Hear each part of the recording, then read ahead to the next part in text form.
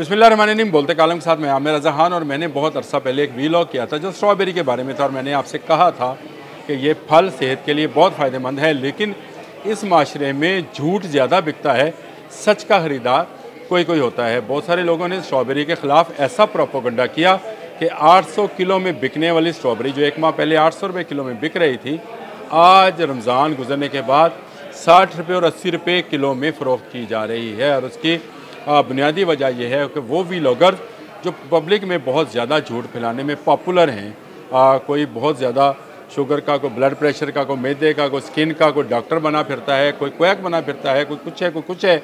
उन्होंने स्ट्रॉबेरी को ऐसा ख़तरनाक फल करार दे दिया कि जिसको खाने को अब कोई तैयार नहीं था, लेकिन हरगिज़ ऐसा नहीं है। स्ट्रॉबेरी जैसा पहले अफादियत वाला फल था, आज भी उसी अफादियत का फल है। और मैंने आपको दुनिया भर से रिसर्च के ऊपर ये बात की थी कि भाई स्ट्रॉबेरी एक ख़तरनाक फल नहीं है। अगर आप इसको इस्तेमाल करना चाहते हैं तो जब आप ख़रीदें इसको 15 से 20 मिनट जो है आप नमक वाले पानी में डबो दें, और उसके बाद इसको इस्तेमाल करें जैसा आप चाहते हैं इस्तेमाल करें। इसका मिल्क शेक बनाना चाहते हैं, जूस बनाना चाहते हैं, केक बनाना चाहते हैं, सलाद बनाना चाहते हैं, फ्रूट चाट बनाना चाहते हैं, बनाएँ। लेकिन ज़्यादा जो लोगों ने इस पर वीलॉग किया वो झूठ के पर मबनी किए कि इन पर ये वाले स्प्रे होते हैं इसलिए इनको ना खाएं। तो मुझे ये सारे जो साहबाने अकल बने फिरते हैं उनसे ये पूछना है कि मुझे बताएं वो कौन सा फल है, कौन सी सब्ज़ी है, कौन सा अनाज है जिस पर स्प्रे नहीं किया जाता है। लेकिन सबको खाने का कोई ना कोई तरीका है।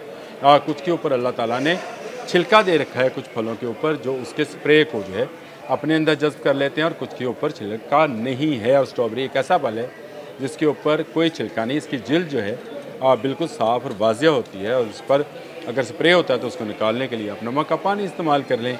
लेकिन किसी ने मेरी बात शायद नहीं सुनी, क्योंकि झूठ ज़्यादा बिकता है, सच का ख़रीदार कोई नहीं। मैंने पहले भी कहा था कि ये स्ट्रॉबेरी का जो प्रोपोगंडा है ये बहुत सारे काश्तकारों को बहुत ज़्यादा नुकसान पहुँचाएगा, और यही हुआ। आज 80 रुपये और 60 रुपये किलो के हिसाब से स्ट्रॉबेरी बिक रही है और ख़रीदार आपको नहीं मिलता है, और आहिस्ता आहिस्ता ये हल्की स्याही माइल भी हो गई है। लेकिन ये भी कोई ख़तरनी की बात नहीं है।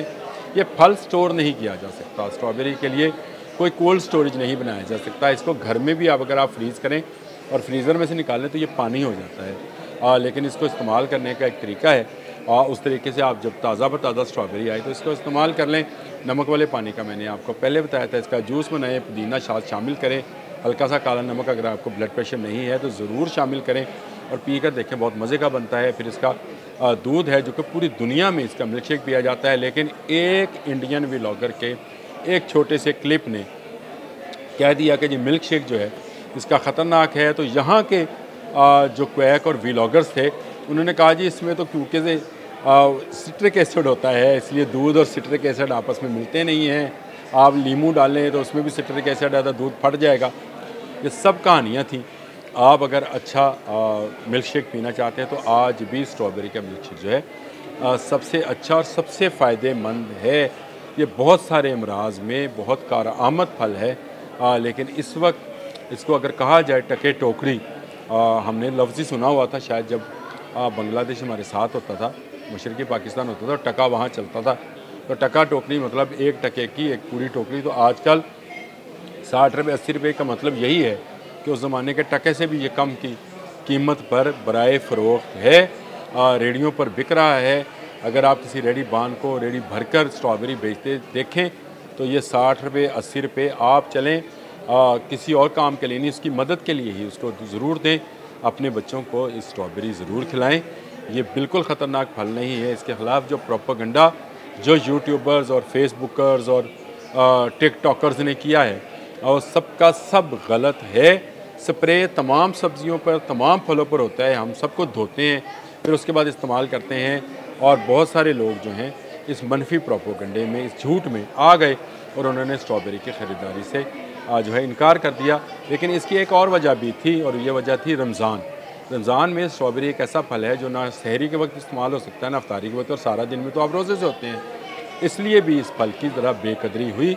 ये 2-4 साल पहले तरबूज़ के साथ भी ऐसा ही हुआ था कि जैसे ही तरबूज़ की फसल आई रमज़ान आ गया, अब तरबूज़ भी सहरी अफ्तारी में इस्तेमाल नहीं हो सकता था, तो लोगों ने उसका इस्तेमाल जो है कम किया, जिससे वो काश्तकार जो तरबूज की ट्रालियाँ भर के लाए थे बेचारे पूरा महीना आवाज़ें लगाते रह गए। लेकिन तरबूज का छिलका मोटा होता है, इसलिए वो कुछ बचत उसमें हो गई।